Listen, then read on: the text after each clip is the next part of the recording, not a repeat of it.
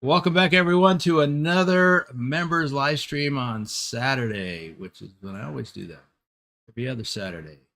Did Wiz make it yet? Because this was his idea. I thought it was a good idea, so I decided to do it. I'm going to attempt a 5-star run with this heavy load. I don't remember what is this thing. Attempt being the All keyword. terrain. All terrain crane.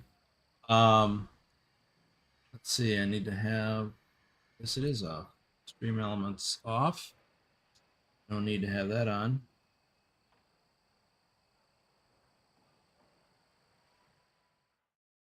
Okay. Well, let's see who's here early and on time first. We've got Lurch, of course, and he's in the Discord to read your chat today. Hi, Lurch. Always watching you, chatters. Always watching. So he did that voice impersonation during the last members live stream 2 weeks ago, and that's from the movie Monsters Inc. Well, I had to go watch it, so that set me on a path to watch a bunch of other Pixar movies. Lobo 1G is here early. Willie was here early. Really on time, he says. Really?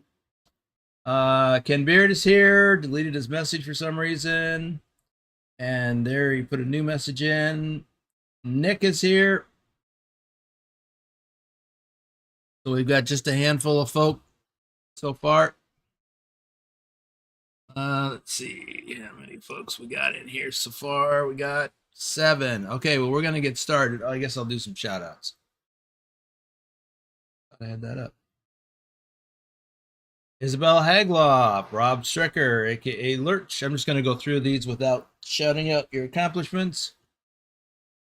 Nick says I did the California to Colorado run today for the challenge. Okay, good. I haven't got to the job reports yet, so I don't know. I haven't recorded those yet. I'll get to them later. Matt Van Ness is here. Bedrock, Bill Welburn, Nicholas XXXN, Susan Arthur. Y'all be sure to tune in later today for the next live stream starting in 6 hours. Susan and I will be doing a one-on-one convoy in American Truck Simulator. Captain Minnesota, Omega Trucking, Trucker Kitty, Norwegian Trucker Nicholas, Big Al 2424, Asimified, Johnny Hansen, Lobo 1G, Phantom 6767, Wim 55, David Long, aka Shorty. All right, get to some more in a little bit. We're going to get started. So, like I said, I'm hauling this all-terrain crane, which is like one of those things in the background, I guess. It's all unfolded. Yeah, that's a ticket. So, this one needs to go to Nebraska. But we are going to Scottsbluff, Nebraska. We're going to take it up U.S. Highway 87 and Interstate 27 to Amarillo, and then on to Dallart, and then across over to Interstate 25 at Raton, depending on how you pronounce that. And then we are going north all the way up here in north of Cheyenne, and then we're going to cut back into Nebraska. I do have a stop planned that is 10 hours, 11 minutes out in Pueblo, Colorado. So we'll just go here to the this truck stop here, and I'll find a place to park somewhere. Banff is here. Good afternoon from Banff and Jeffo. Currently in the car picking up the dog. Well, thanks for streaming while you're in the car. Just pay attention to the road, okay? Willie, reefer hauler for 39 months. Yeah, Willie, that is a long time. Holy moly. All right, so let's get started. Excuse me, I got to go back in there and check something first. There we go. This was looking at how much have I explored, 69.6%. Won't be doing too much exploring of gray roads today, if any at all. Well, the delivery location is great. So wherever I'm delivering this, this will be the first time I will be delivering to that location in Scottsbluff, at least in this profile. So, big question here.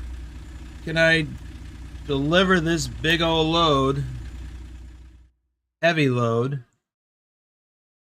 with a Volvo? I mean, this type of a Volvo truck is not normally designed or intended or used for heavy haul loads like this, but it is the Trucky Achievements Truck of the Week. So I put a 750 horsepower motor, the Cummins X15. I actually put the info of the motor down in the description below. Oh, okay, Bam. Jaffo's driving and you're co-pilot. Nice. So how heavy is it? It is 77,000 pounds. So a hardcore load, or in order to qualify for a hardcore load,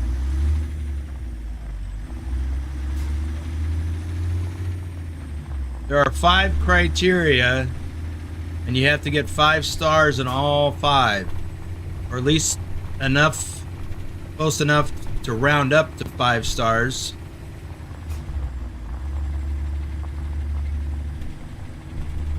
So to get 5 stars in distance, you have to haul the load 777 miles, which is the equivalent of 1,250 kilometers, which is the criteria for hardcore.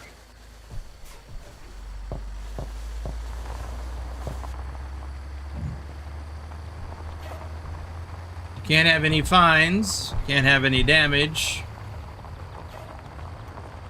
Your fuel economy has to be pretty darn good. I don't remember what it is exactly, but it's, what is it, 5.8 miles per gallon or something? So we'll see how we go with that. And the weight, the mass, needs to be like 66 or 67,000 pounds.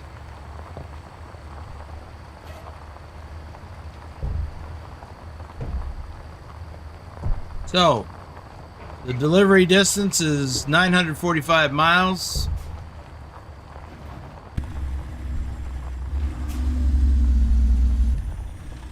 So that exceeds the minimum for distance for a hardcore. The mass is 77,000 pounds, which exceeds that requirement.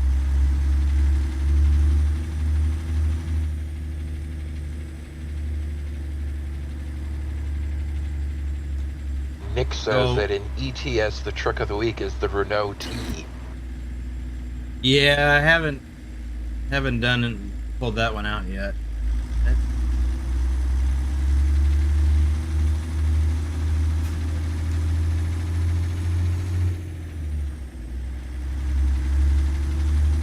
So I got the distance and I got the mass. Now I got to focus on no violations, no damage, and good fuel economy. Fuel economy, I'm not sure how that will go with this 750 horsepower motor. We'll see. As long as I can stay moving, I should be okay.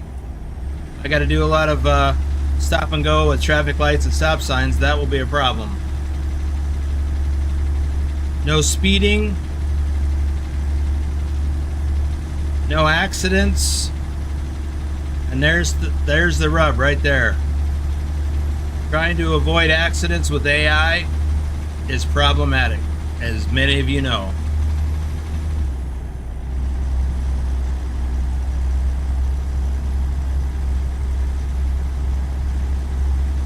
So I've got enough horsepower to do this. You know what? I see a problem. None of my indicators are working. My tachometer is not working. I need to get my electricity turned on for some reason.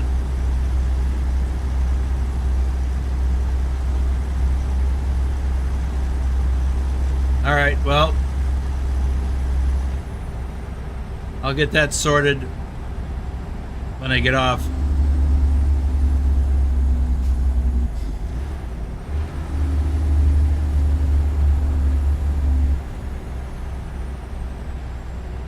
This is the same problem I had yesterday. And by the way, Nick, I kept saying that I had that AI driver mod. I took a look yesterday, and I have realistic drivers, and that should be in the description below.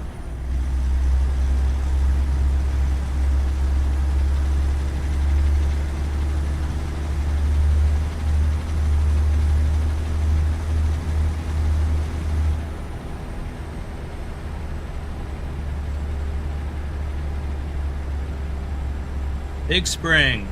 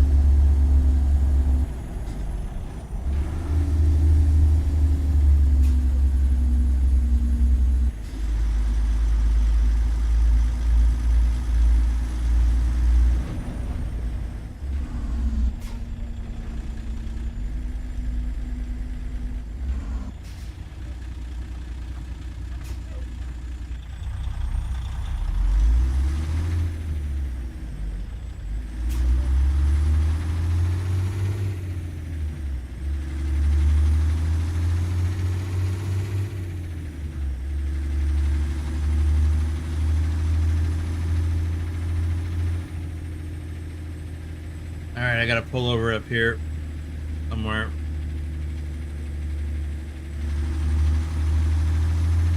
Maybe I should have pulled into that truck stop.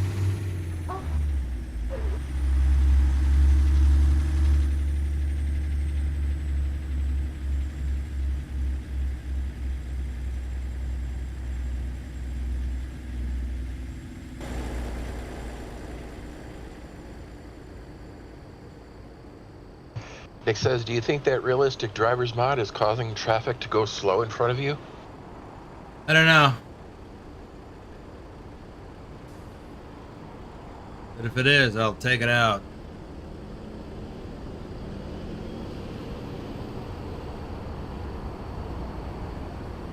Anyway, the other mod that I thought it was, the one by the mod maker CIP, that's Euro Truck.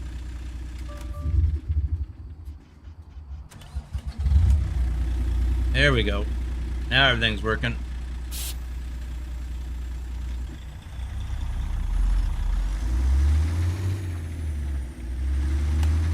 Okay, I can stop worrying about that.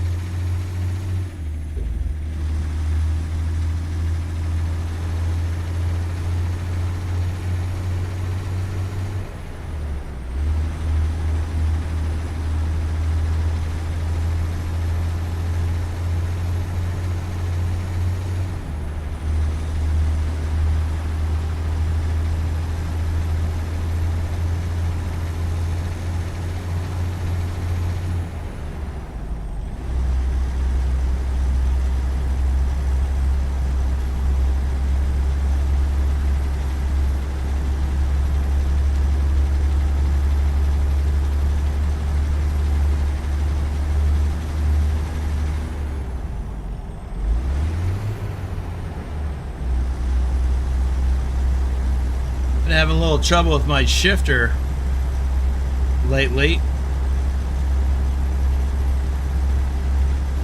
When I put it into 4th or 8th gear, it doesn't always register.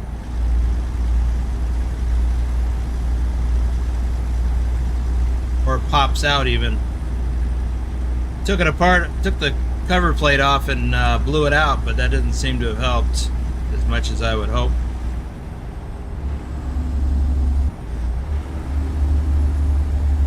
to ask, do you prefer Zeemods physics mod in that to the other one you used to use?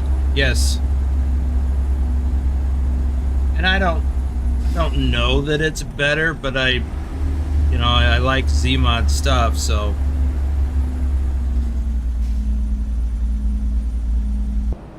I'm using it. I like it. I think it seems to be more accurate in most cases.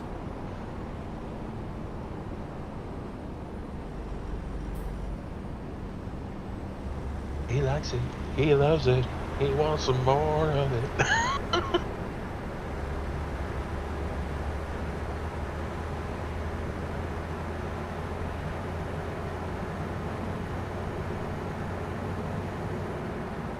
Whoa.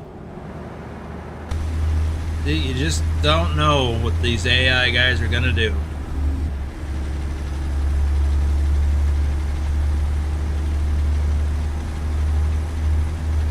There's a mile of space there. What do you need?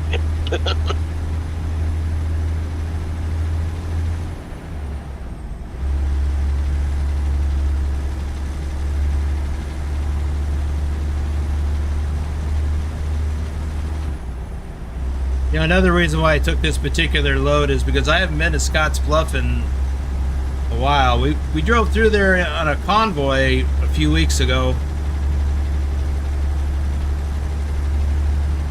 but I really haven't been there much.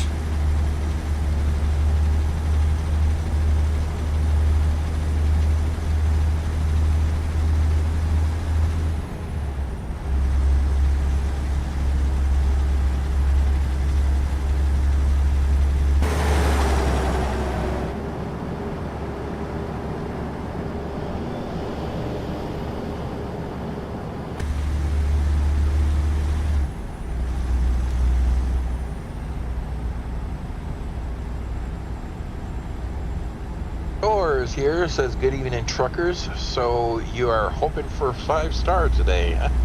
Yes.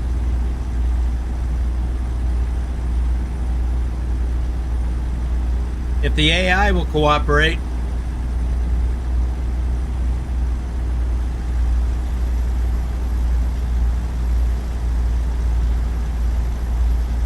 Well, you can see my current miles per gallon rating on the Trucky overlay at the top. Currently it's right around 5 miles per gallon. I think I might slow my speed down to like 60. See how it does. Now I think we're on the interstate now. We're getting close to it. Nope, this is it. Interstate 27.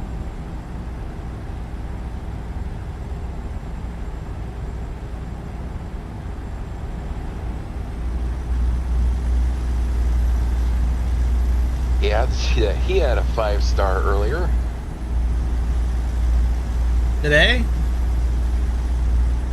I haven't checked job reports yet today, so I haven't seen it. Well, congratulations. And I'm guessing that's an Euro truck, so they are a little harder to get.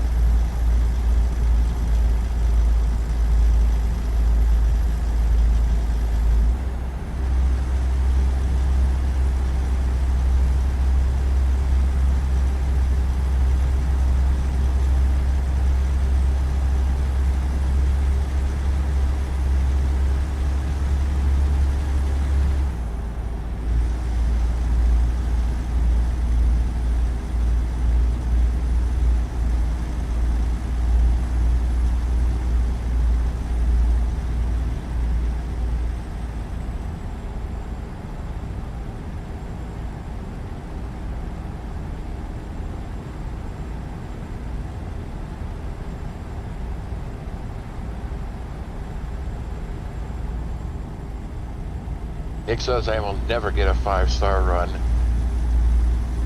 Why do you say that, Nick? And Adam says hello from the New York Auto Show. Hello.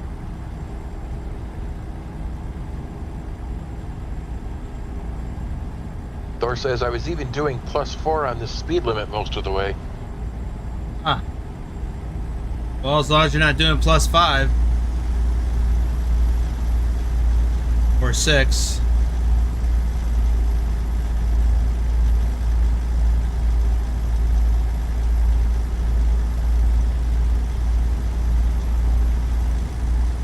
Well, Nick, you do pretty good with hardcore, if I'm not mistaken.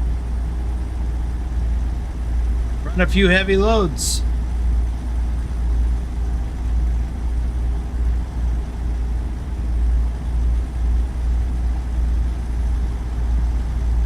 Or as I know my limit.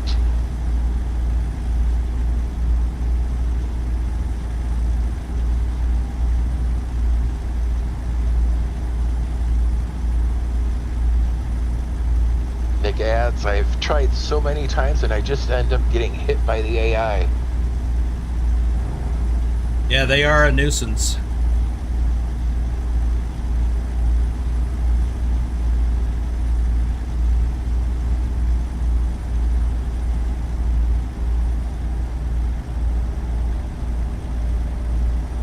Now we are going to run into a problem when we get to Abilene, because we'll hit every one of those red lights most likely.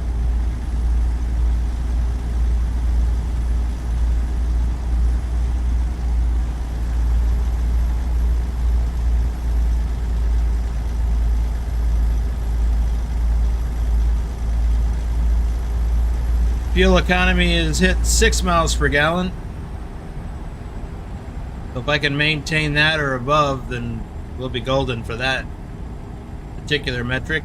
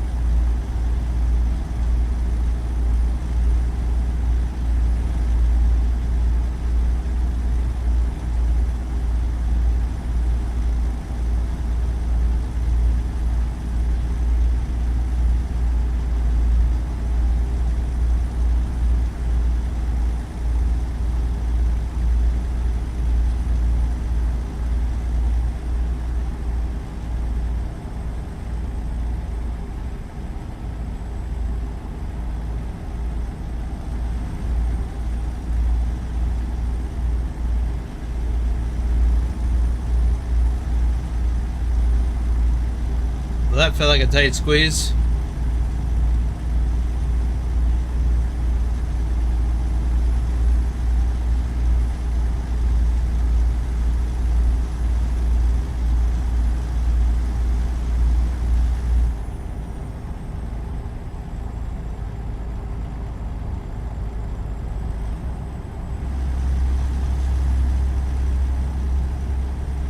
I believe we are coming into Abilene.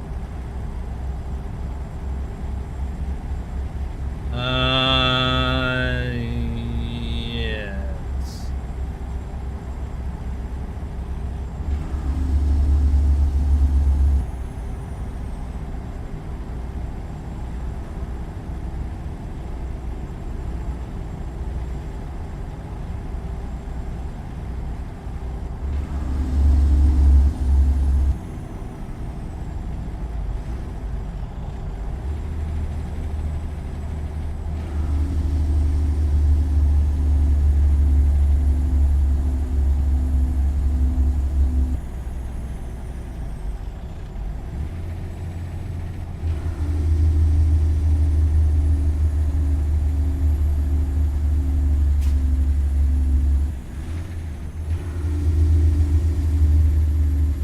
Okay, looks like we're coming to our first red light. And we're up to 7 miles per gallon on fuel economy.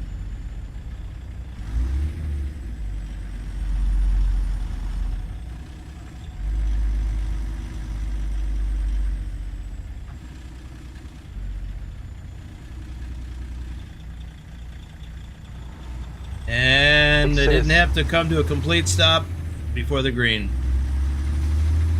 Nick says, you explaining the different road signs yesterday was really good, Boomer. I enjoyed it. You know, I've been thinking about that a lot.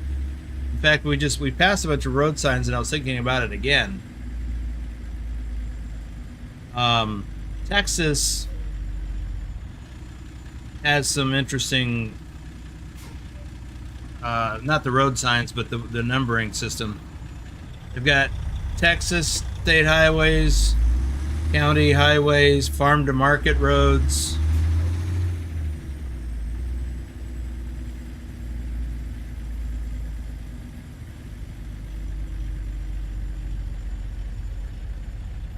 You know, there's another metric that's not measured for stars, and that is don't be late.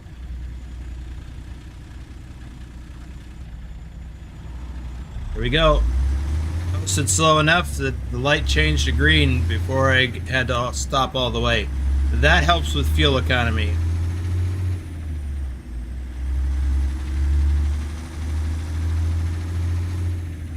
Now, Texas road signs, highway numbered signs, they're nothing special. I think they're just like a white triangle. Ooh, speeding.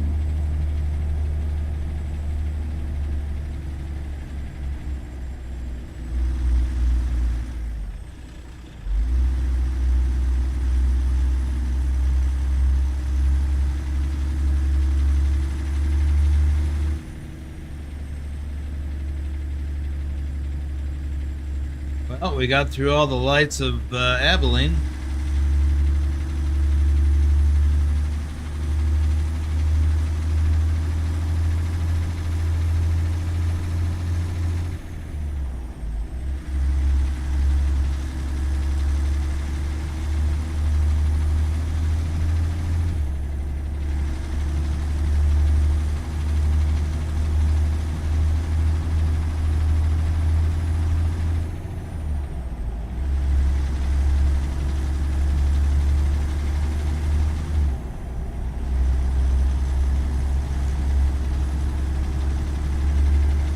I was going to move over, but that guy sped up, so that's good.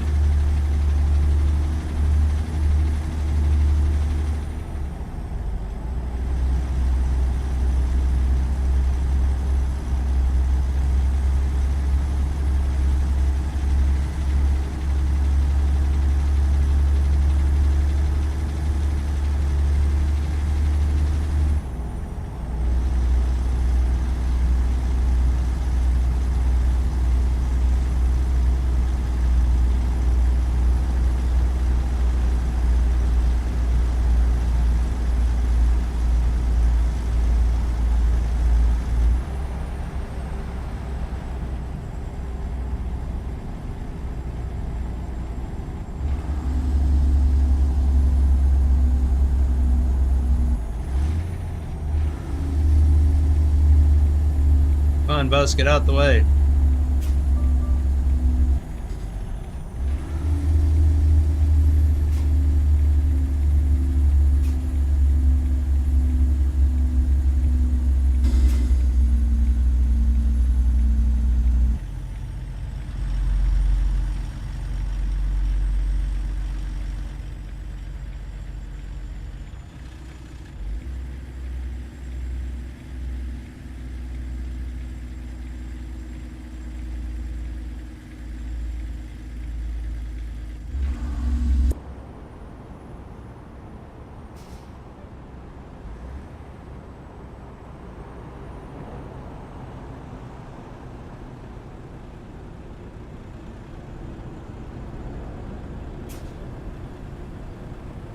So let's take a look at these signs over here on the right.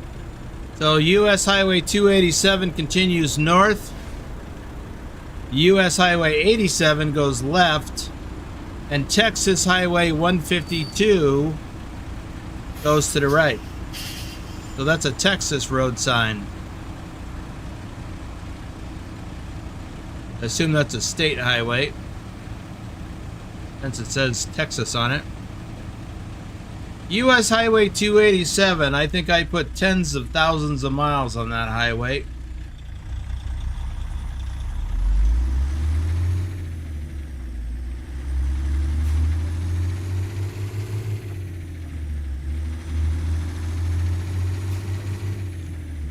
Because I came from Fort Worth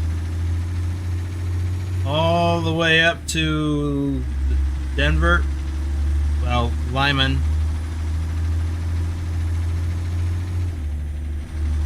on 287. I only went this way a couple of times,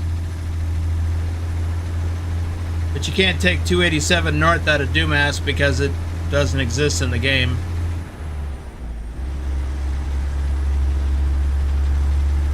Which is really unfortunate because it does reconnect farther north.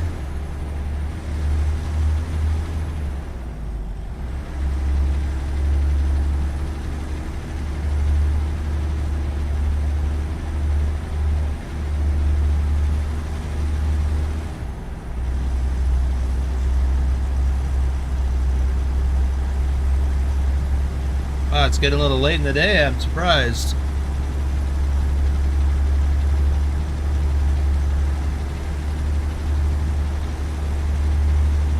I think we need to stop in Raton instead.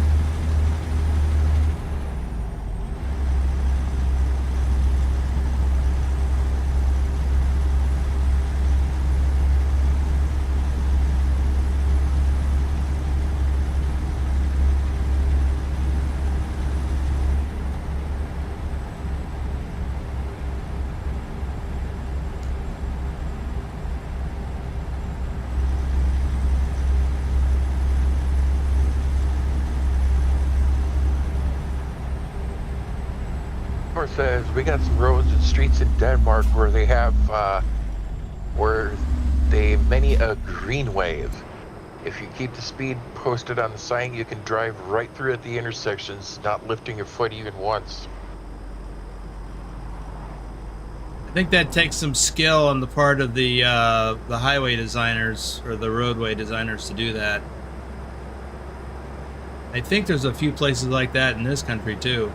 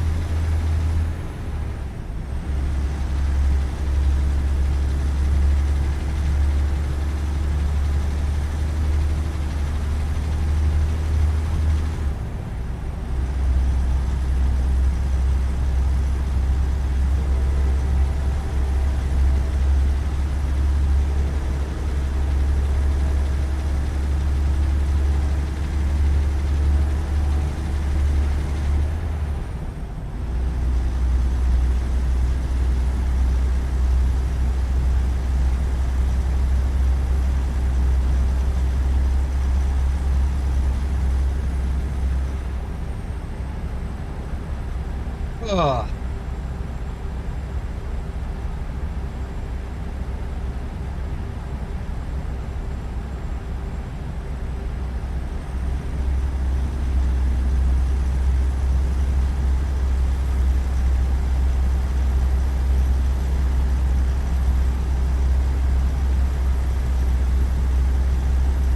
Welcome to New Mexico.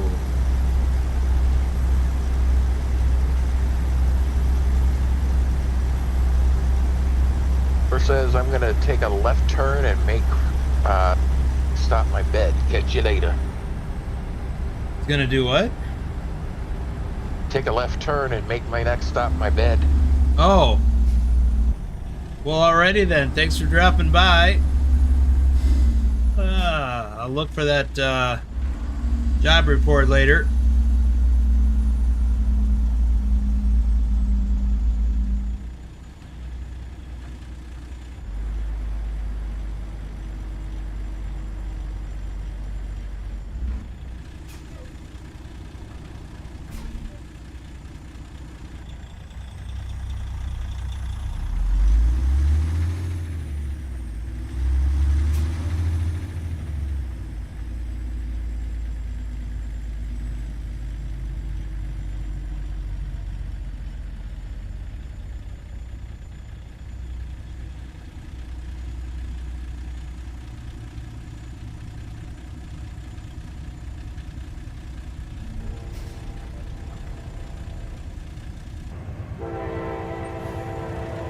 Well, there's a lot of road signs marked here.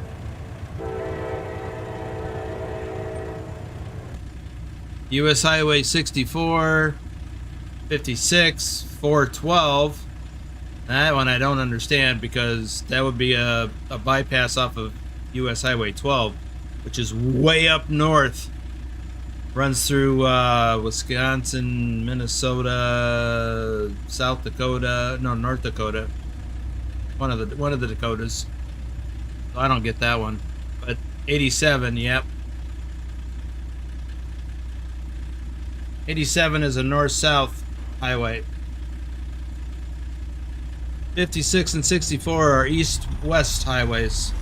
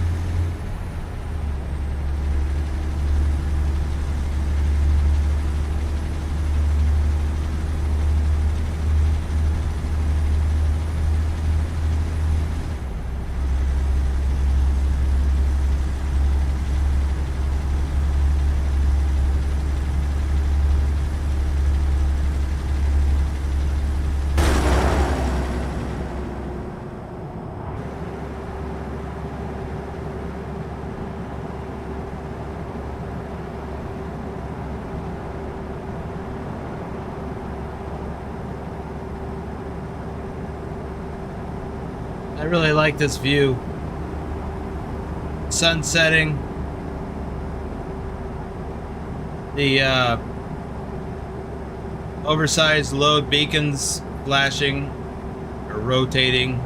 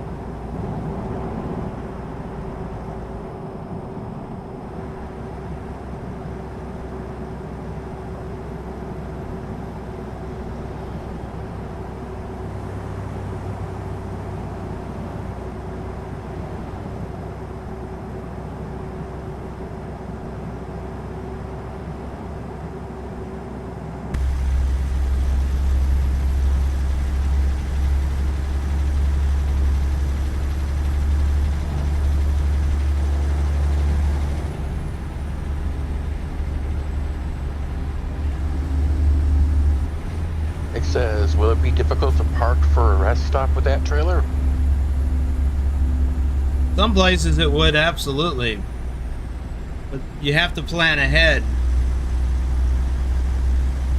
Like the truck stop in Pueblo that I originally planned to stop at. I know the layout, so I already figured it would be a good place to stop. But I'm actually going to go up here to the truck stop / gas station before we get on Interstate 25 at Raton or Raton.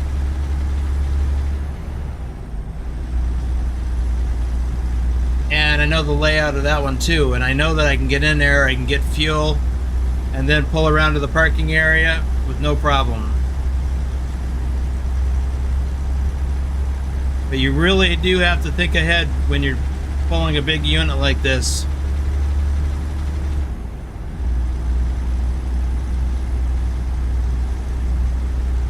So we've been climbing a little bit since we left Dumas or even Abilene.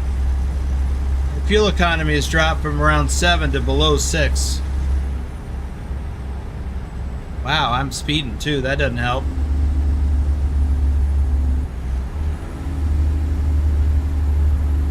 We're going to pull in right up here.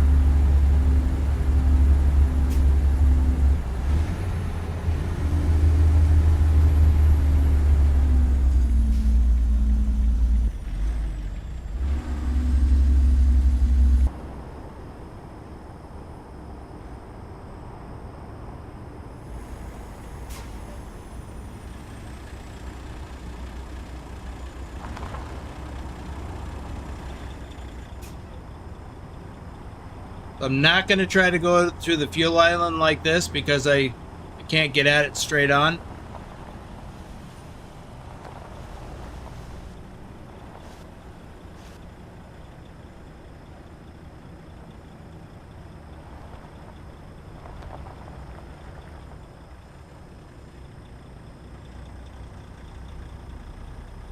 Although I could if I turned around.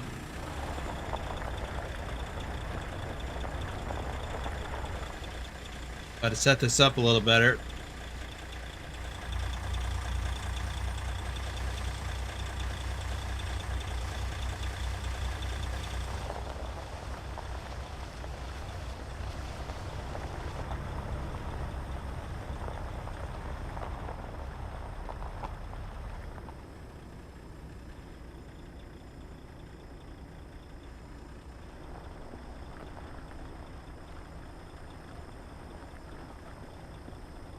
Yeah, how I had to overshoot in order to get lined up properly.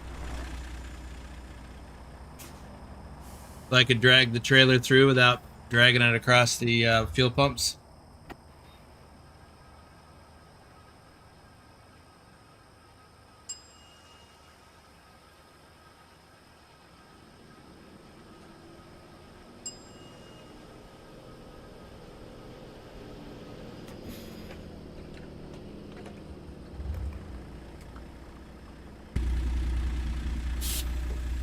So, I've got to keep a little bit to the left here.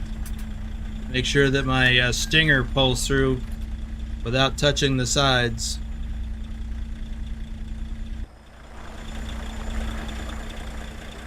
Yeah, got it made.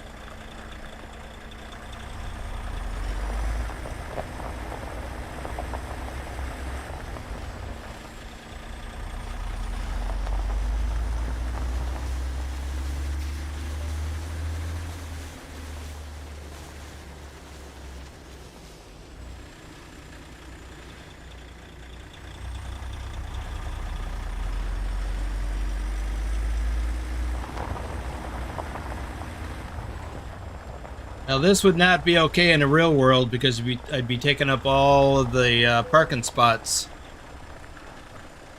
But there's nobody else here, so I'll just do that.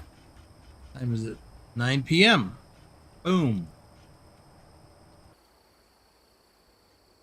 Trucking through video, Nick, David H74, RD04 Dave, Douglas Williams, JC Drives, Thor Rasmussen, Pancake Man, Ken Beard, Grumpy Gruntpot Gaming, Road Trip Nerd, Ken Maselman, Hunter Toller, Wiz Nation. Where's Wiz? I don't see Wiz. Wiz isn't her. So we've got, actually I need to go to the map and clear that pin now. So we've got 8 hours of driving to get to this place. Should be able to do that without any trouble. Get there and then head to the truck stop or somewhere to grab a coffee from there. I just noticed this, and I'm wondering if it's true. That looks like a regular step deck trailer, just with front and back attachments on it. No, it's a gooseneck trailer. Oh, well, looks like a regular trailer with attachments on it. Was my point. Yeah, no, it's let me put the sun around here. So it's a lowboy with a stinger, basically, and a front. I don't know what you call this thing here, but so these 3 axles here, 3 axles back there, and the other 3 axles, they all spread the weight around of that load. So again, this is a lowboy trailer, and it's a gooseneck. This actually disconnects right here. The front of this part of the trailer drops to the ground. It actually lowers it from some mechanical stuff inside the gooseneck. It lowers it down to the ground and disconnects, and then you pull away with that whole unit. And I actually showed that in another member stream when I did this in Farming Simulator. I drove to in American Truck Simulator. I drove to a place with the lowboy, and then switched to Farming Simulator and emulated the same load and trailer, and then showed that Oh yeah, I how think that I remember works. that now. Yeah, showed how that works. So American Truck Simulator doesn't give you the ability to, it doesn't simulate that or animate that. It's too bad too, because it's kind of neat. An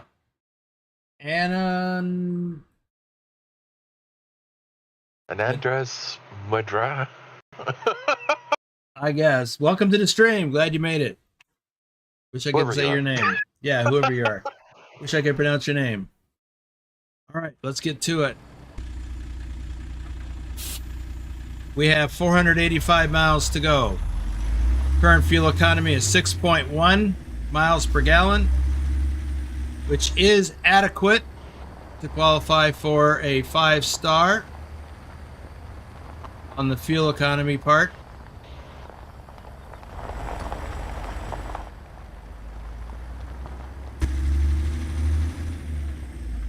They say you could call me Sam. Damn, you know I won't remember that, right? Because I'm going to sleep between now and the next time you come to a live stream. But thank you. All right, we got to swing wide here.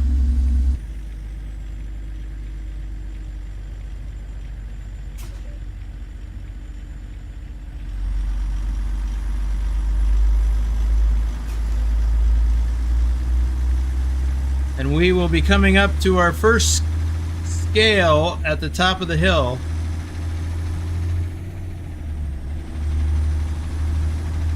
First scale for this particular journey.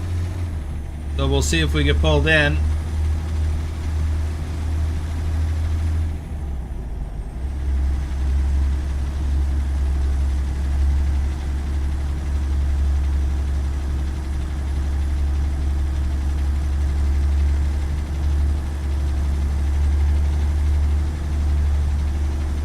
Yeah, we're going to climb up a hill, so our fuel economy is going to drop until we get to the other side.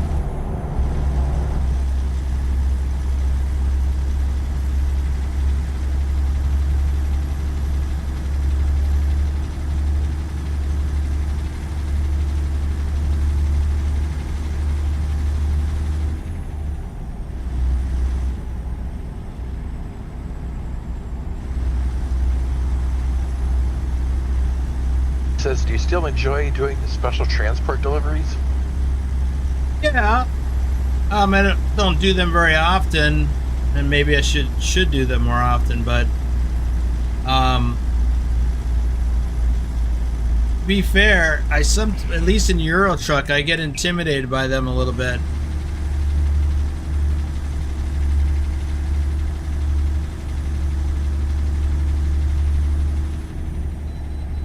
And we have to go in.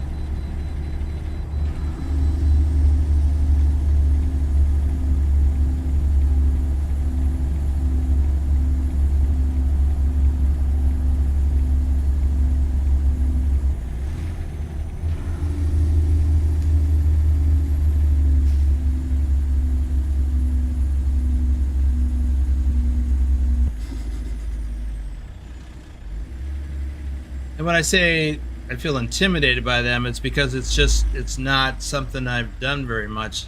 I've only ever done it in the game. And I get a little confused sometimes by the procedures that you have to do with the escorts. They're fun if you don't mess up. And I've messed up a few times.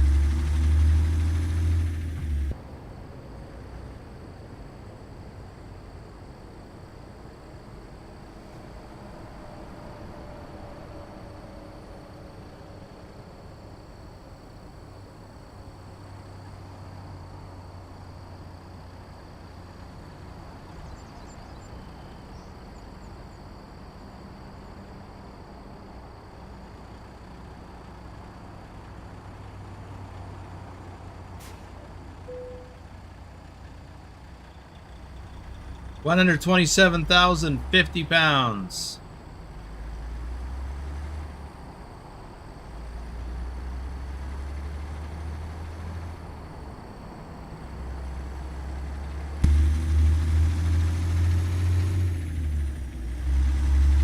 That's a pretty heavy load.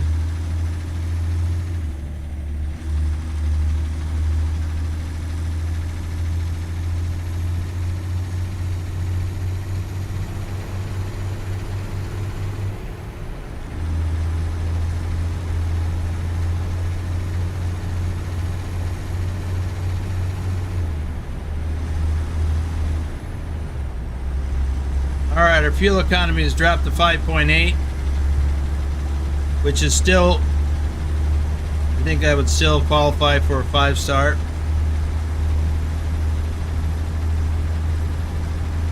Let's see if we can improve that.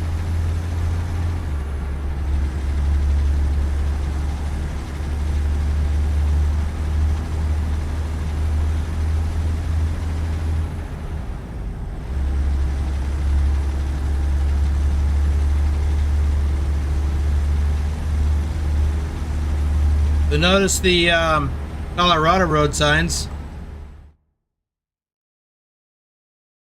have a little symbol there, a square sign with the Colorado flag on top. So every state has its own highway symbols.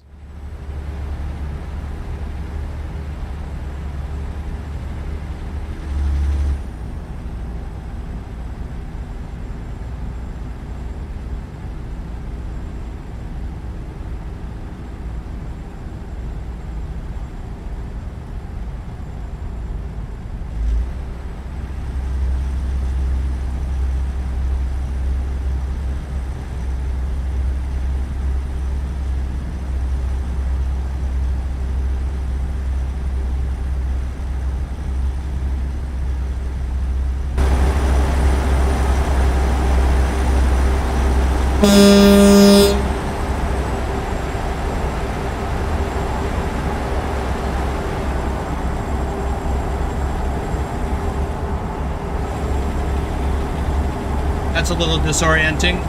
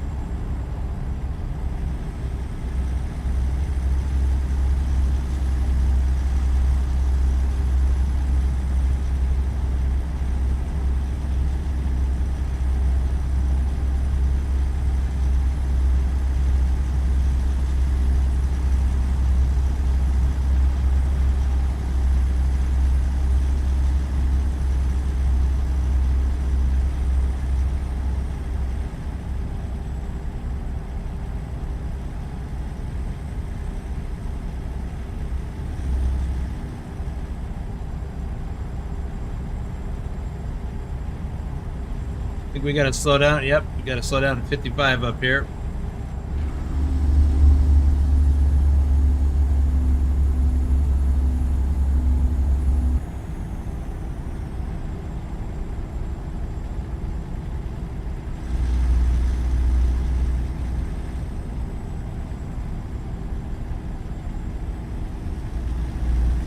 Fuel economy is back over 6 miles per gallon.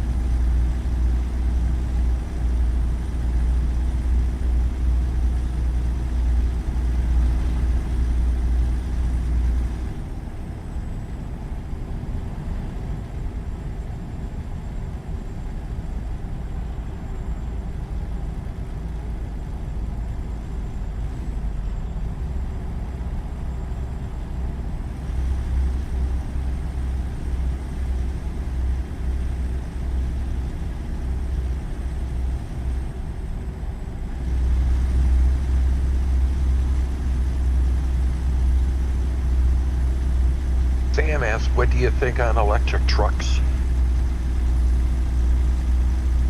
I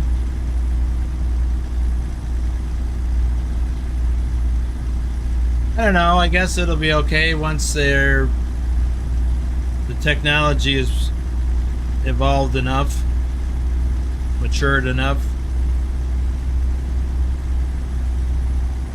I think it's still pretty early in that development.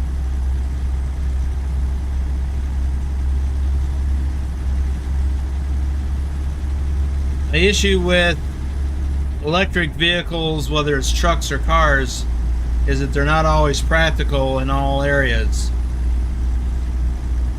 Like, for instance, in the winter in the north, batteries, from what I understand, batteries don't work very effectively in cold weather like that. Technology-wise, you just can't beat an internal combustion engine currently. I'm sure at some point the technology will evolve or mature enough. The electric technology will mature enough that it will overcome whatever the issues are.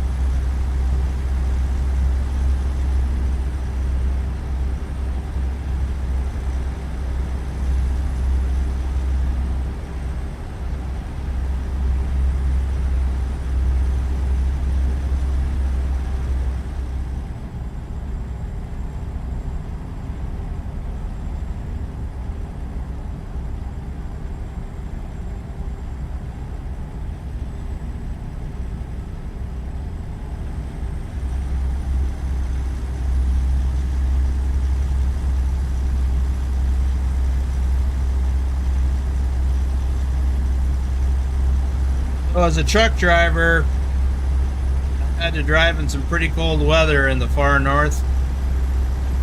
Not as far north as Canada, but, you know, North Dakota, Montana.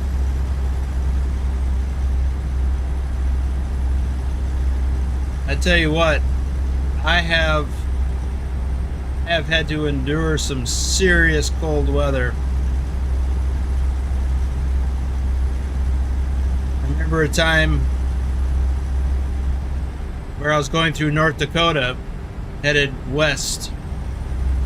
Stopped in Bismarck to shut down for the night, and I had to make sure I could park facing into the wind, which was coming out of the north. It was really stiff, and it was so cold that the wind chill was 60 below.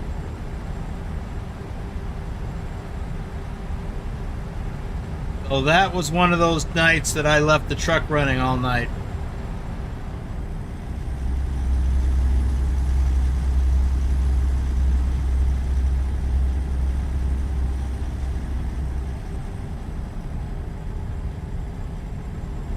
Because if I hadn't, I don't think the truck batteries would have started the engine. Well, the oil would have nearly froze.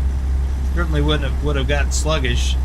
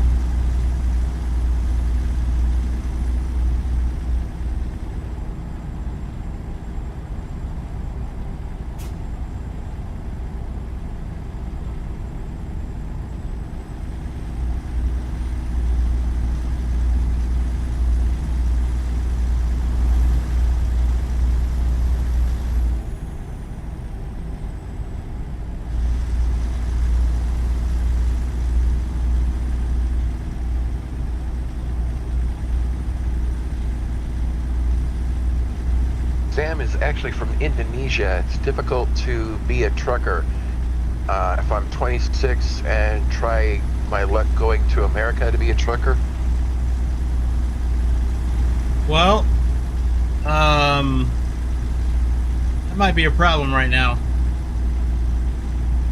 We have a lot of problems with foreign nationals coming to the country and getting CDLs, and not all of them, of course, but those that either can't speak or read English and therefore can't read the signs, or don't understand the traffic laws.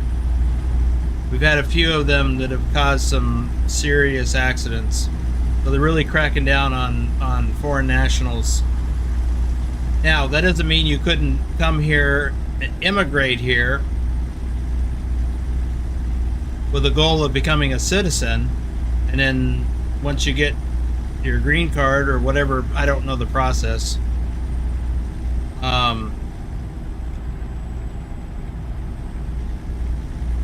and go to a truck driving school, learn all the stuff. I think you could. There's a big push right now to not let people do that. I don't completely agree with that, even though I understand the rationale behind it. It really boils down to a few people have ruined it for a lot of other people. But that's true of any group. It's not, I mean, we've got people who are U.S. citizens that can't drive.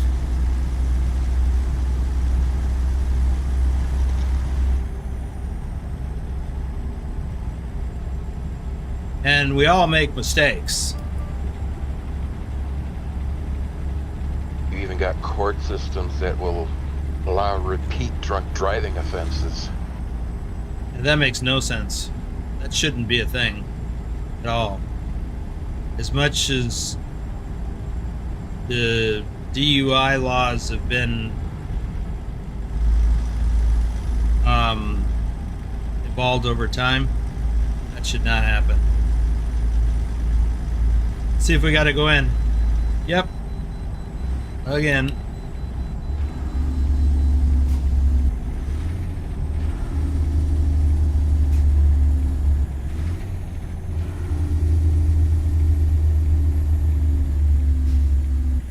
You know, when I first became a truck driver, for the first 6 months, I made a lot of mistakes. I didn't have, accidents, not major accidents. I didn't cause them anyway. But I still did some boneheaded things, or in retrospect were boneheaded things.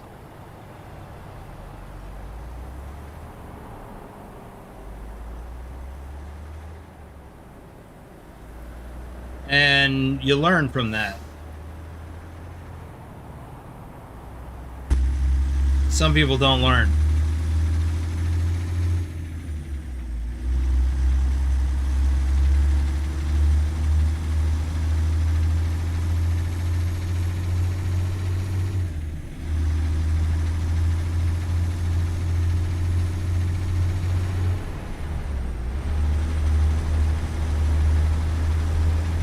I would say, Sam, that I'm not knowledgeable enough on the subject to give you a qualified answer.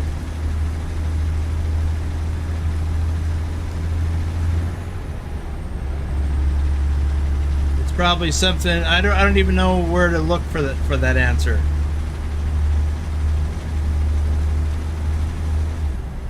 Is it not practical to become a truck driver in Indonesia?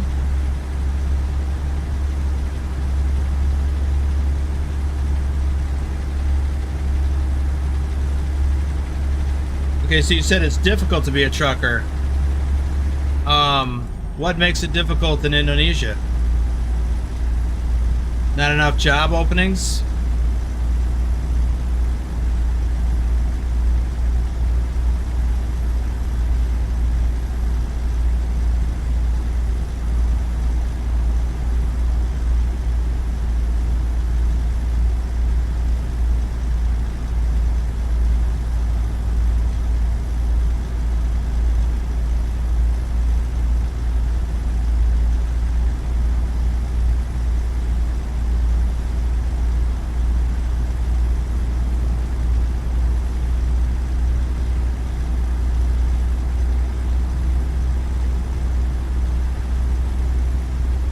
Oh, welcome to Wyoming.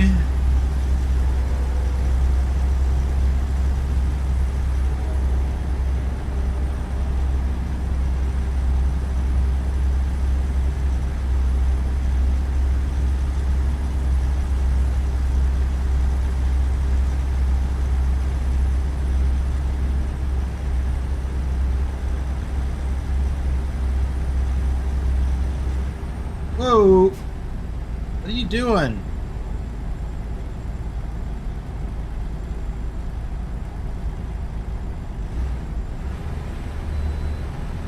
Oh, I got a bypass finally. Ooh. These guys are out to get me.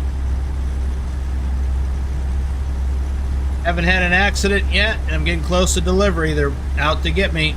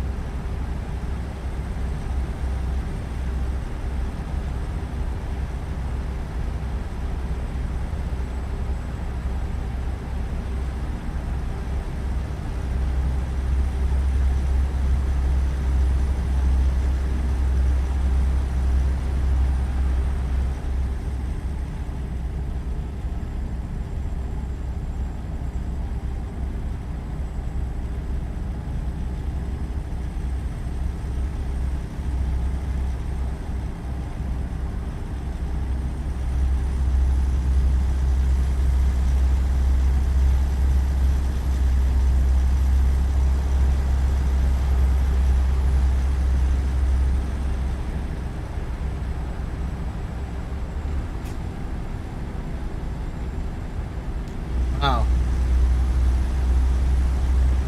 I could have done that a little better. Being a trucker in Indonesia means you'll be driving a 50-plus-year-old truck and going through very rough road because of how damaged it is. Yeah. That doesn't sound like fun.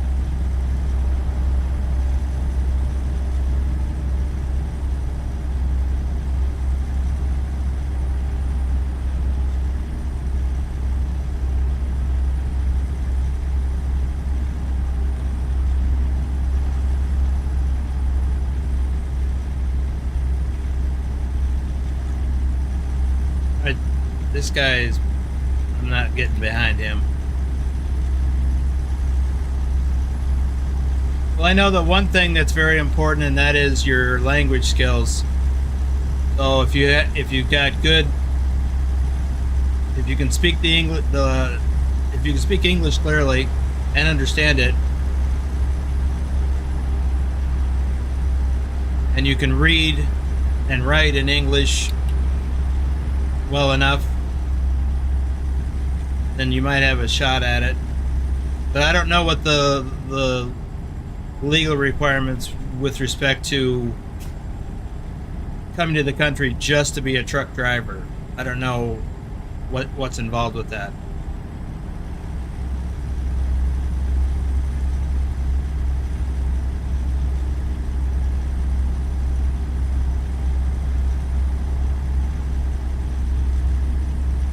Right now we've got a lot of truck, because they lowered the standards, I'm going to say about 15 years ago.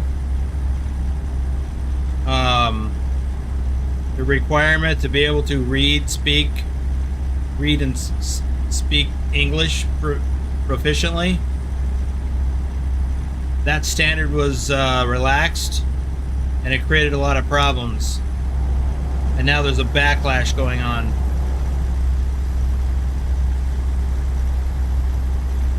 All right, we're coming up on our exit from the interstate.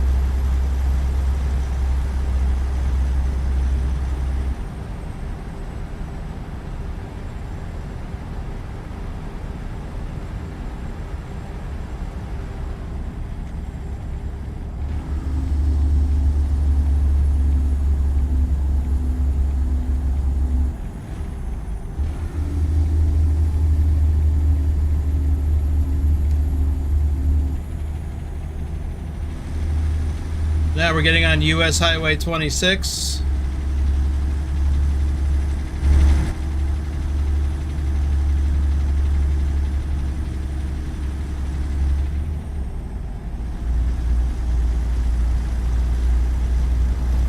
And this is going to take us into Nebraska.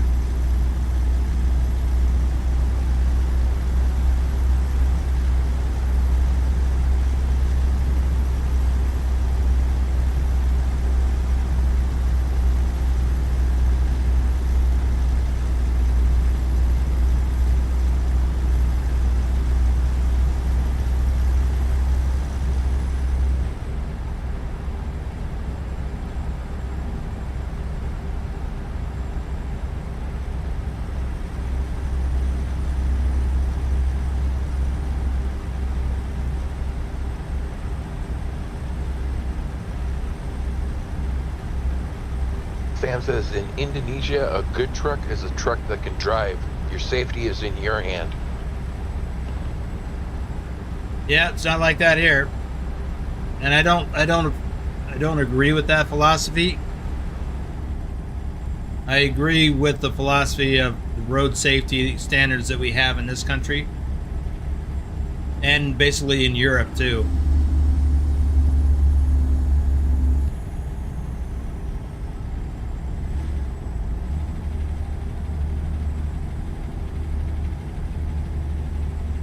We have safety standards for a reason.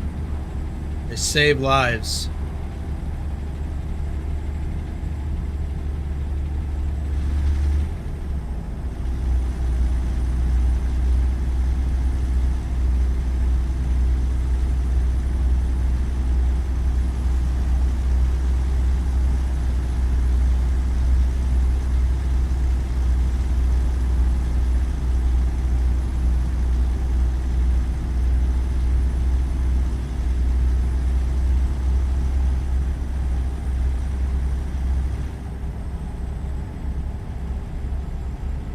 "24 miles to go."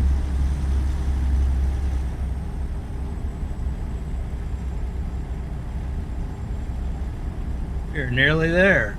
What's that say? Nebraska. We just crossed into Nebraska.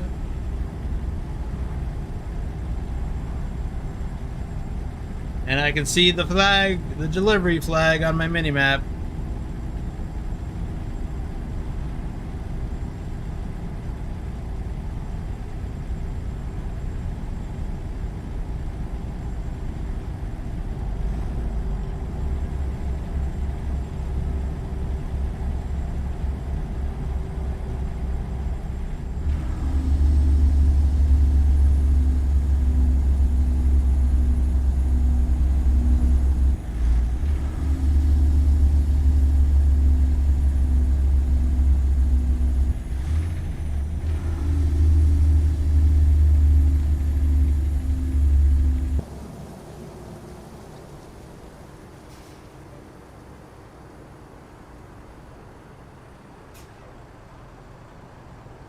I got to swing wide here a little bit. It's not as bad. We got a big shoulder here.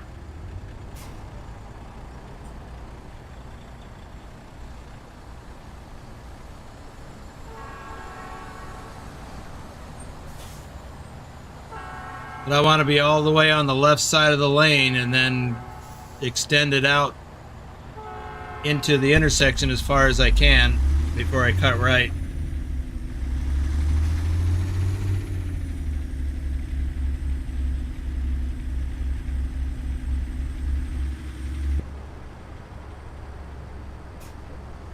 Yep, didn't jump any curbs.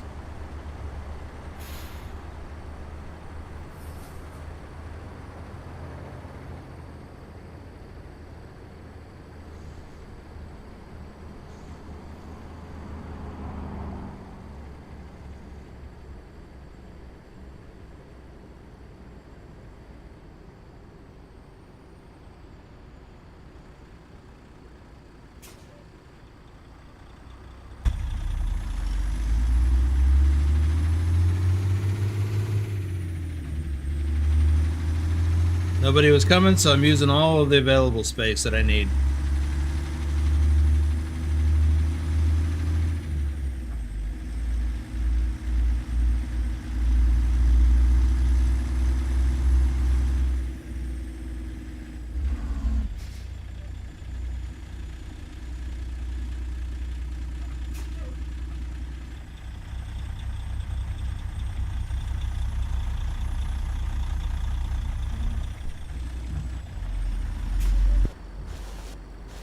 Okay, let's see what this is all about.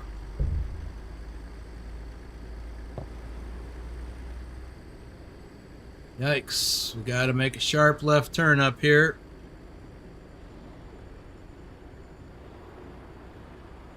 Let's get all the way over to the right as far as we can. I don't know about what that thing is. I don't want to get up on it.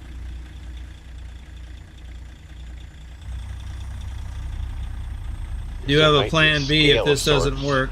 Yeah, I have a plan B if this doesn't work out.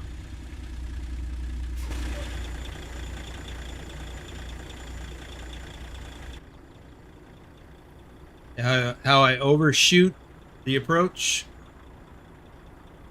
to bring the trailer and the Stinger with me.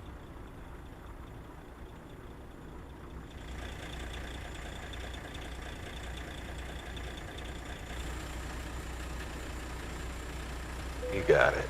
Got it.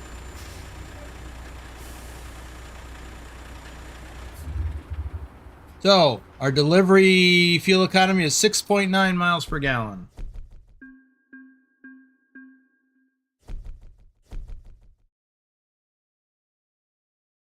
$956 miles according to that. Lurch, are you able to check the job reports to see? 5-star. 5 stars. 615 points. Nice. Well, going to go to this truck stop over here. We'll just, you know what I'm going to do is I'm going to, looks like I can get out. There's a little mini hidden road there on the left. I'm going to see if I can make that turn. I don't know if I can or not. Let's see. Thank you, Willie.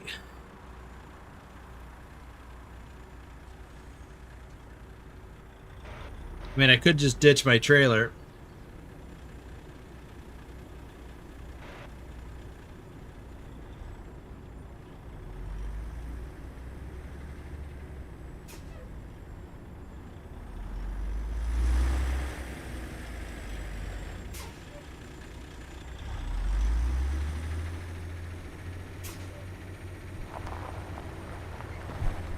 It is a hidden road. How about that? It's, what is it, like 50, not even 50 yards.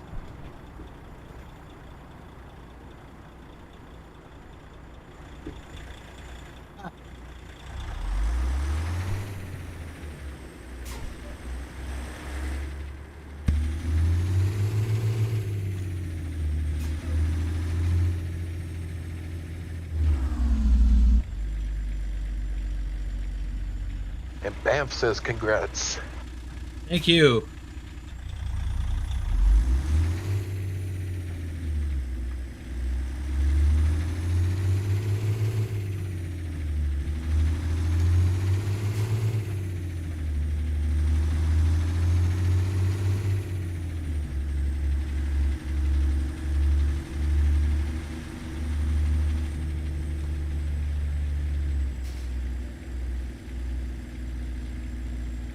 So speaking of hidden roads, I thought maybe we might, after going to the truck stop and sleeping for the night, I thought maybe I would get rid of this trailer and we would go explore some hidden roads. I think we got time.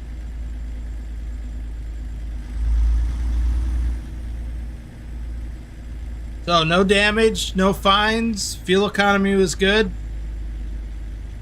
They get 5 in every category, could you tell? I think you would have to in order to get an overall 5-star rating.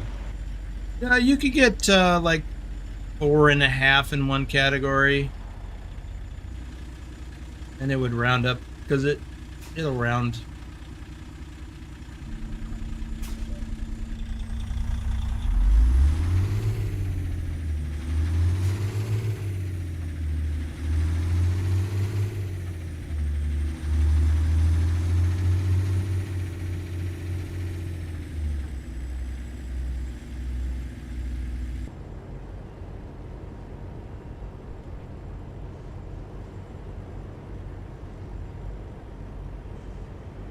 I think we're gonna have to ditch the trailer before I do much of anything.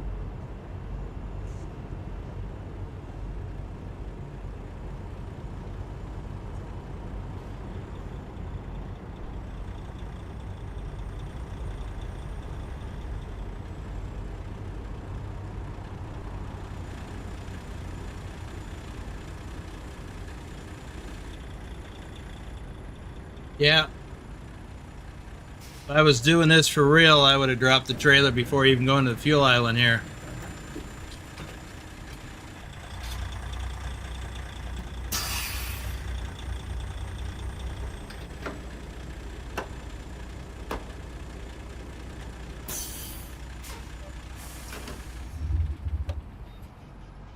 Ah.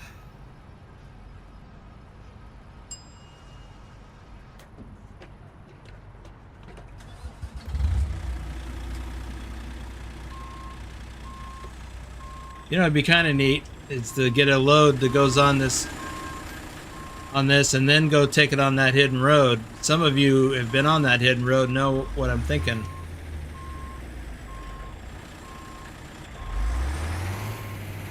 I don't think I want to, though.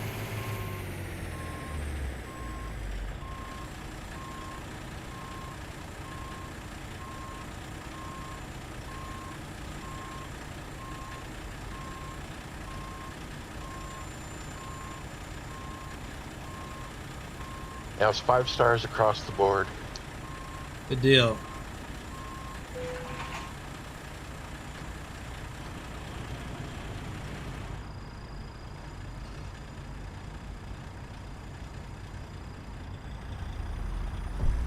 Well, here's how I would deal with this once I get reconnected.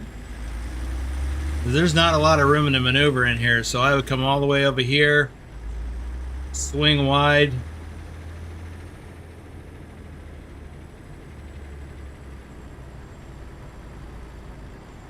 Oh, I could get out straight ahead this way. But this is what I want to show. Bring it all the way around.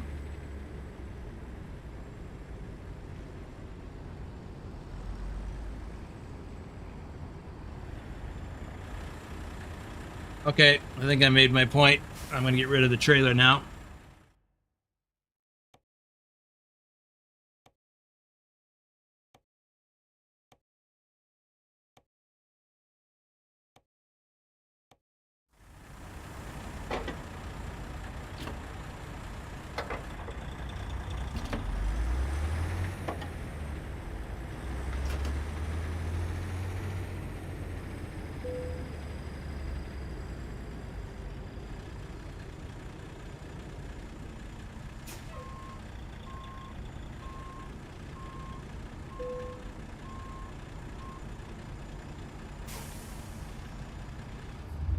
So, question for the audience: if you were bobtailing, would you park at the like I am now, or would you back up and park at the back of the spot?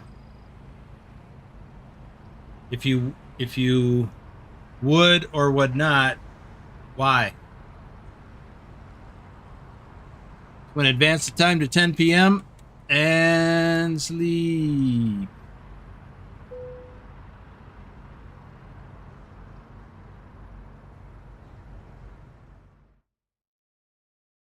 So we've got a viewpoint out here.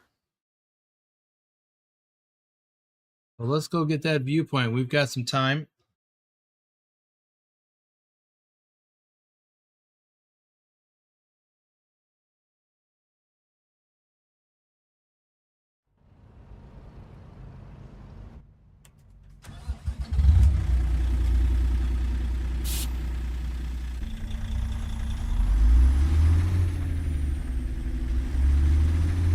So also another question is, have you been to this other hidden road?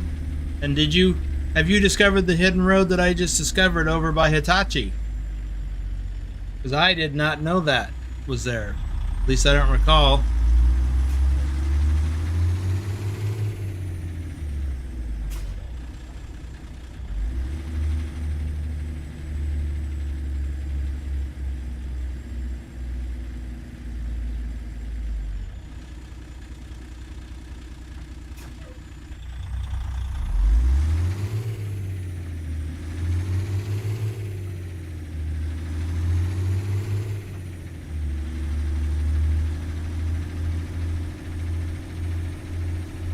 Oh, the GPS says to go straight back the way we came from the Hitachi place.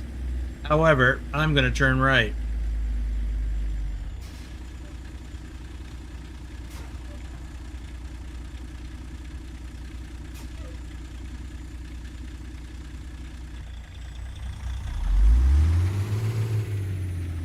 And I'm turning right because I got this big old section of gray road to uncover. And it still gets me to where I'm going. Although I got a red light to deal with. Willie says I would park like you did because I don't want to get blocked in. Bingo. Because inevitably there'll be trucks on either side of you. And if you back all the way in, when you wake up in the morning, there'll be somebody in front of you and they got there later, which means they're not ready to start their clock yet. You may have an early appointment to go pick up a load at a shipper. And you're stuck.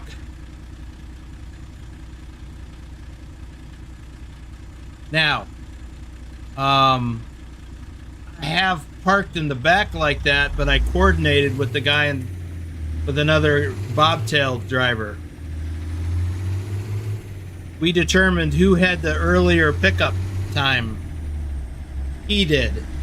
So I parked in the back.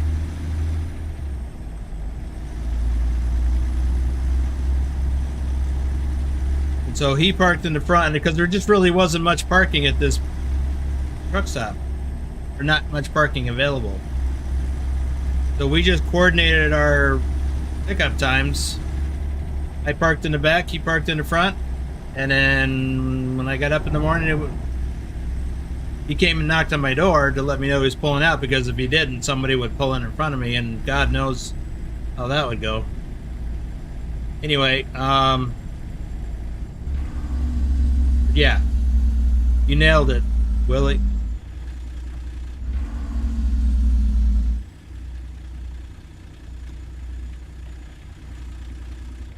Now, about this hidden road up here. And there's actually more than one.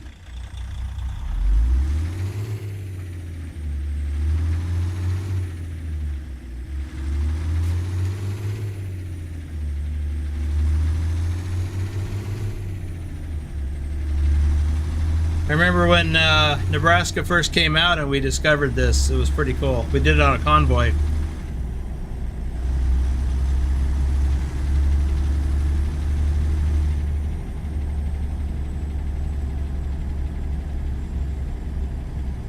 I think we did anyway.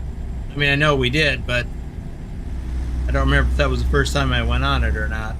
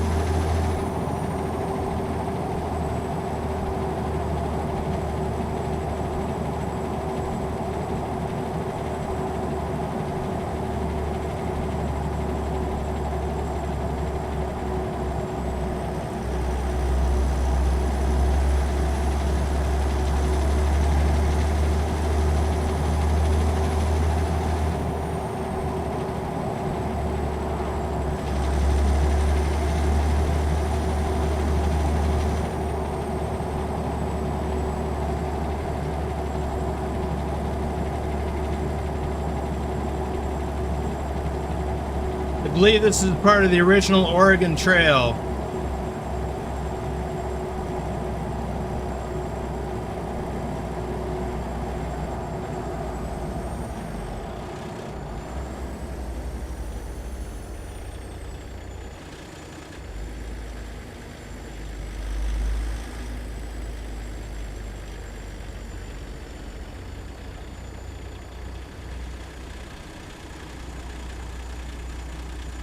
Oh, looky there, hitting road.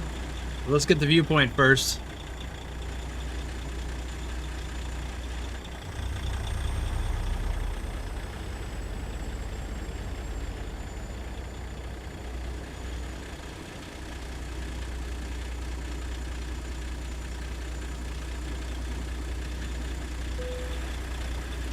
Step away. Oh, we I'll be back. a sleep trigger there I forgot about. That's an important thing. If you're coming here to do these hidden roads, you want to get a fresh coffee or sleep, whatever it is.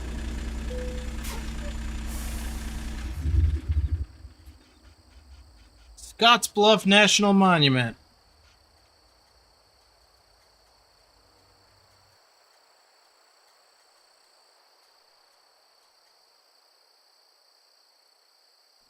There's the covered wagons.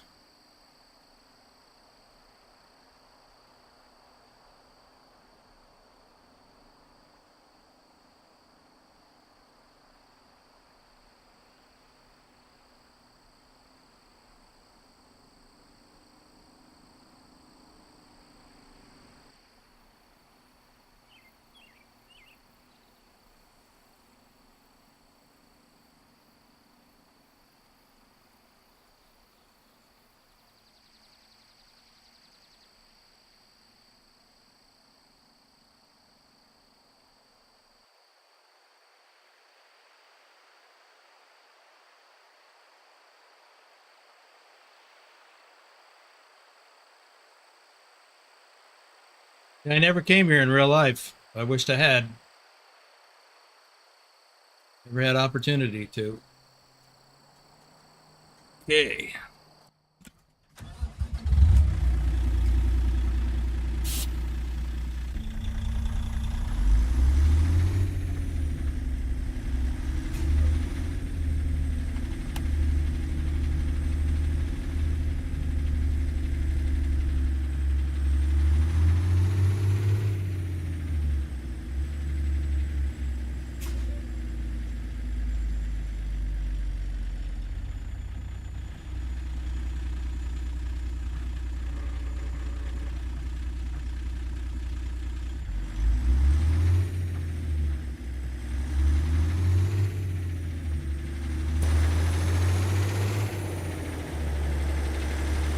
Captain Minnesota, welcome to the stream.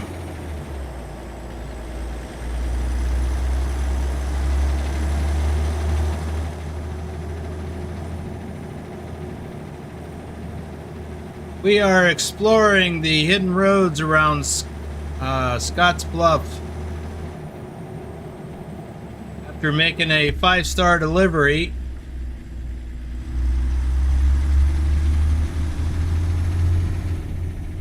It's going a little fast.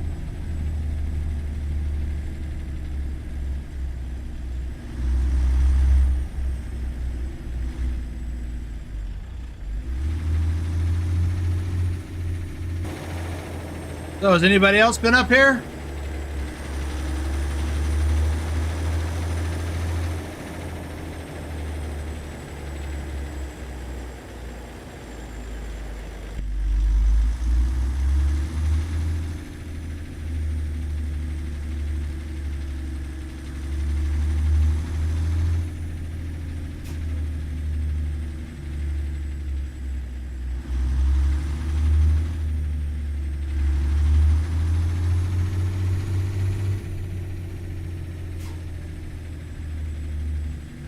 Captain Minnesota, flatbedder for 41 months. Wow.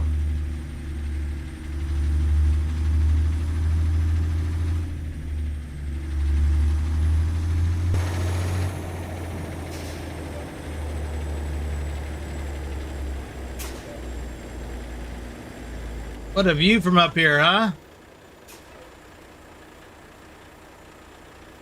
YouTube has been weird. They never show you live for me, usually like when you just end. Well, that's weird. Do you get an email when I go live?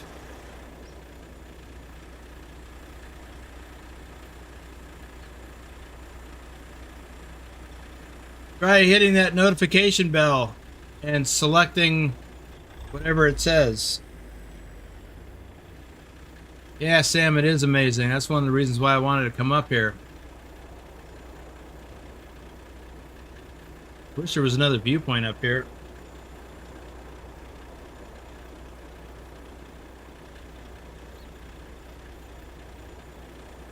Yeah, you've been a member a long time. Well, 41 months. Plus.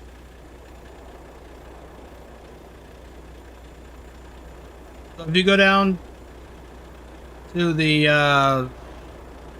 there's a little bell icon. If you click on that, it'll open up and show you options.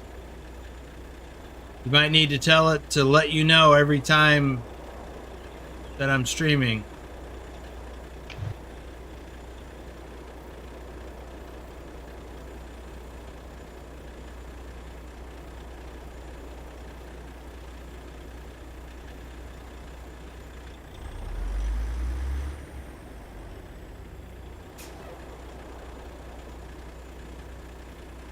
Large. 42 months of flatbedder. Wow. Yeah, you were like, I think first in line, maybe. A little tipsy? Just had hiccups for some reason.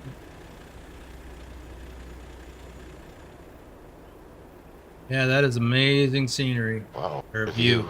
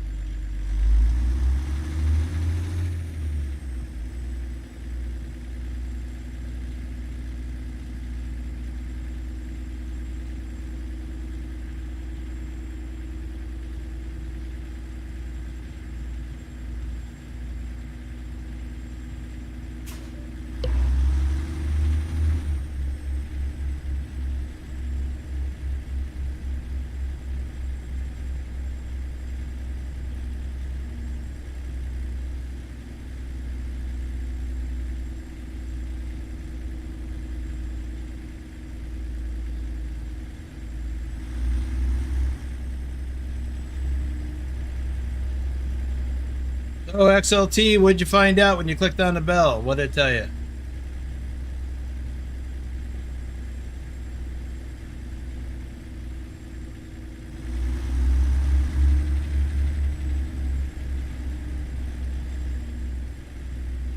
It's possible you might not get an email, but you should.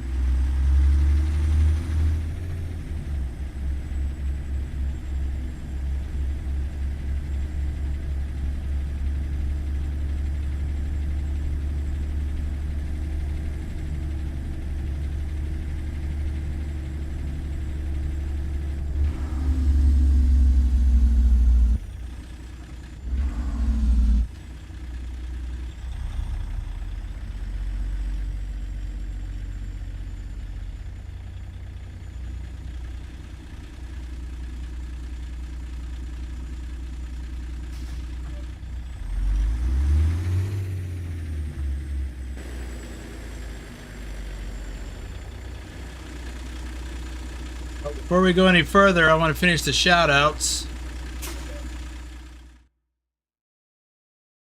Let's have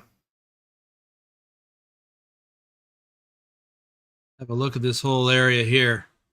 That's pretty cool. We got John Whitesall, Trucker John. I'm surprised he's not here today, but I think he might be out touching grass. He said something about that on Twitter. Muhammad Helmi, Dogan Concurt, Jaffo 729, F Fast 3, Megatron Decepticon, Banff 2020. You guys make it home yet? Ananda Samudra, or Sam, as I've come to know. Rachel Emma, Alexander Whitman, Wesley Tam, Jordan, and James Williams. Got y'all. Let me see if I can look on here. Awesome.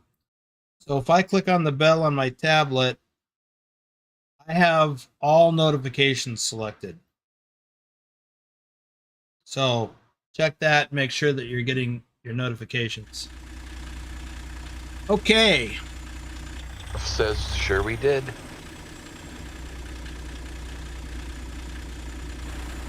You notice there's no road blockers there.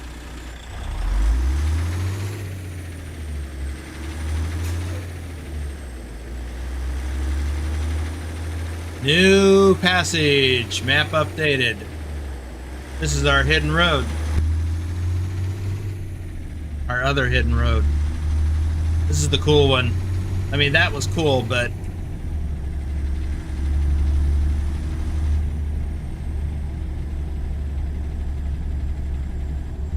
ruh-roh.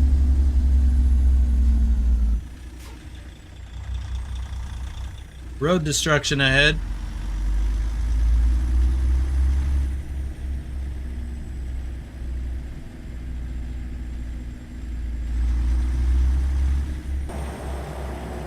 Tumbleweeds.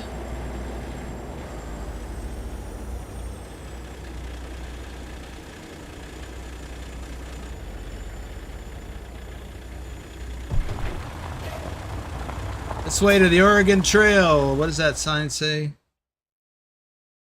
Where's it at? Oh.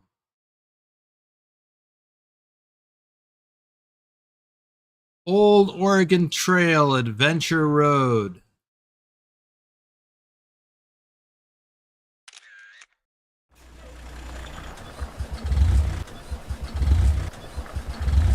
Nick says, I wonder how many hidden roads we'll get in Illinois. Good question.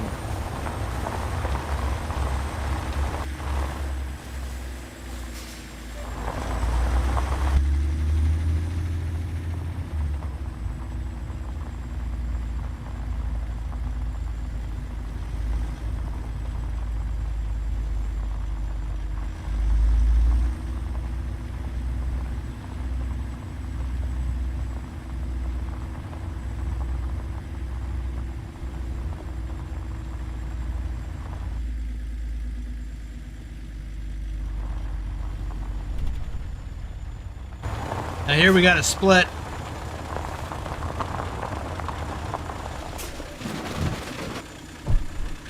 Oh, now I got damage. You know what? I'm gonna lock my differentials.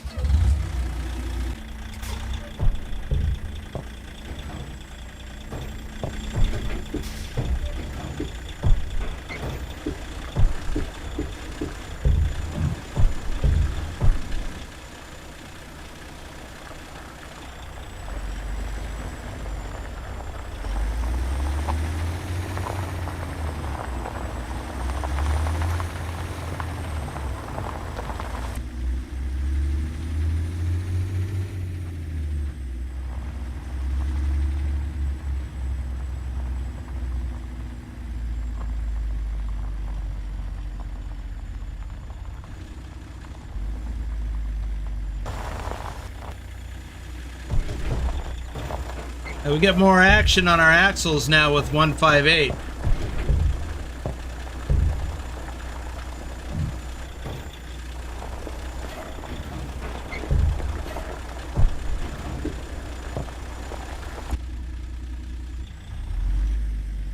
Now here's the original rickety, or one of the original rickety roads.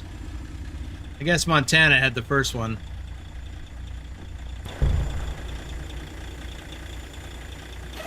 Yeah, Thompson Falls. Yeah, that's Montana. I guess that was the first one.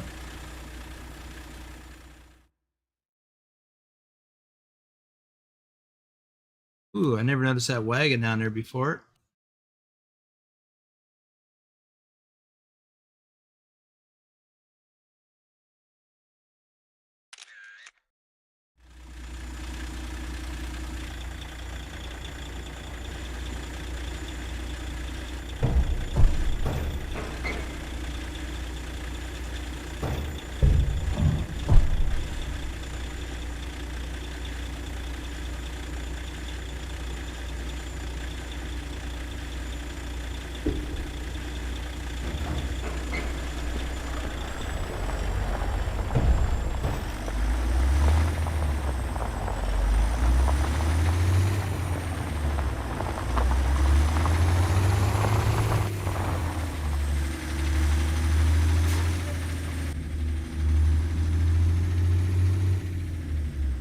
Wouldn't want to bring an oversized load here.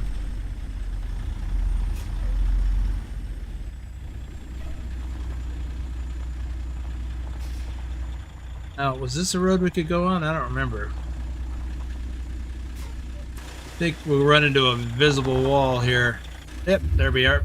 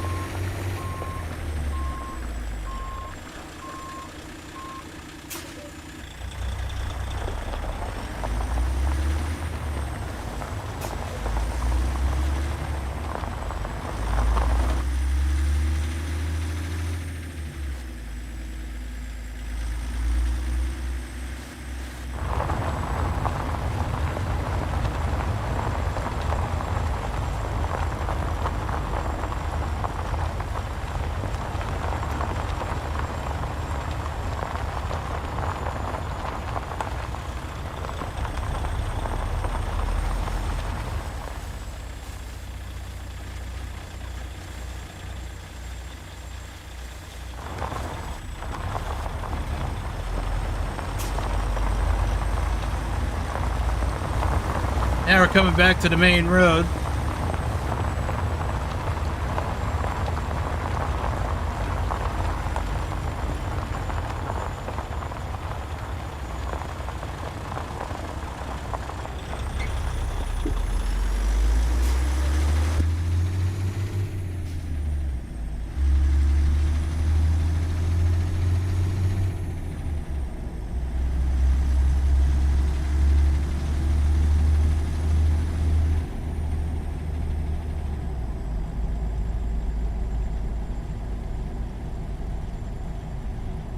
And there's a new viewpoint that just magically appeared.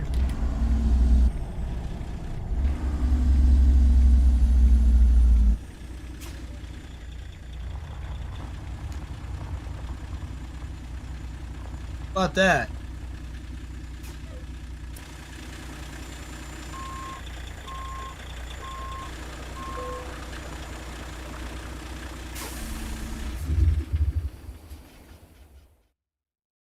Wrong thing.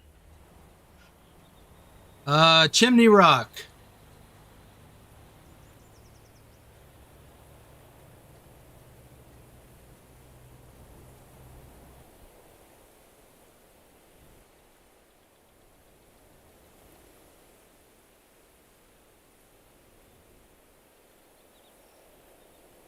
How cool is this, huh?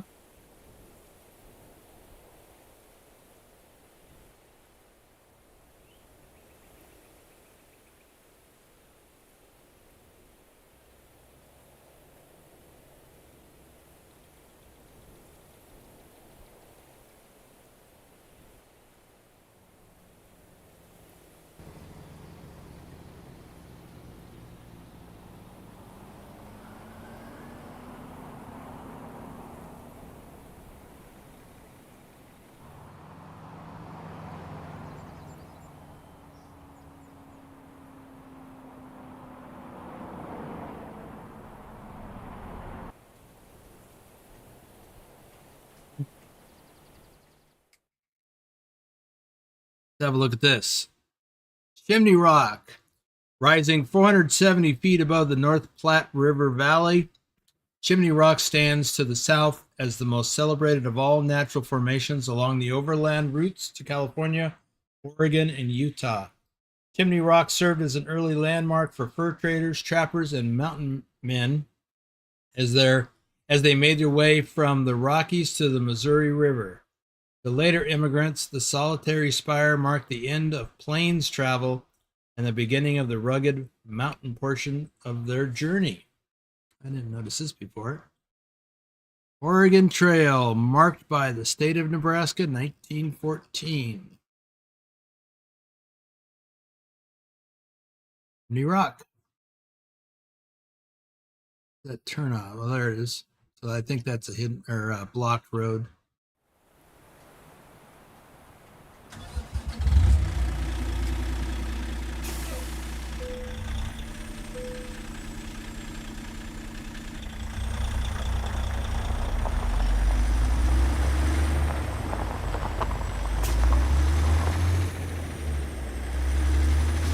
And this is the end of that hidden road.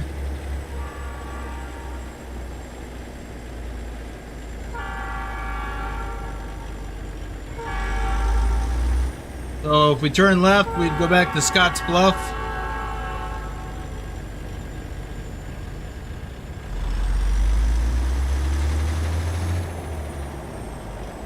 We continue the direction we're going, we'll wind up in Sydney. So, for reference, here are the hidden roads. This one here on the backside of Hitachi, and then this one that climbs up to the lookout point up there, and then this one that does what we just did. So if you're not familiar with those, check them out for yourself when you get a chance. There are more hidden roads in Nebraska. I think there is one over here somewhere. Yeah, I think it's over here. Comes out probably right near there, or maybe right here. I don't have it on this profile for some reason. Oh, all right.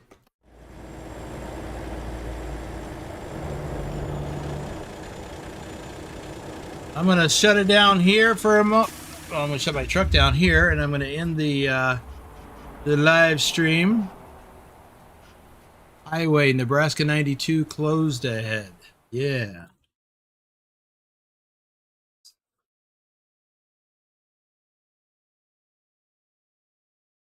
I want to thank you all for being here today. Thanks for the likes. And if you're here later on watching the replay of this, be sure to leave a like. And if you haven't already, hit the subscribe button. We'll be back here. For those in the live stream, we'll be back here in 4 hours. Susan and I will have a one-on-one convoy. We will see you then. All right, Bamps.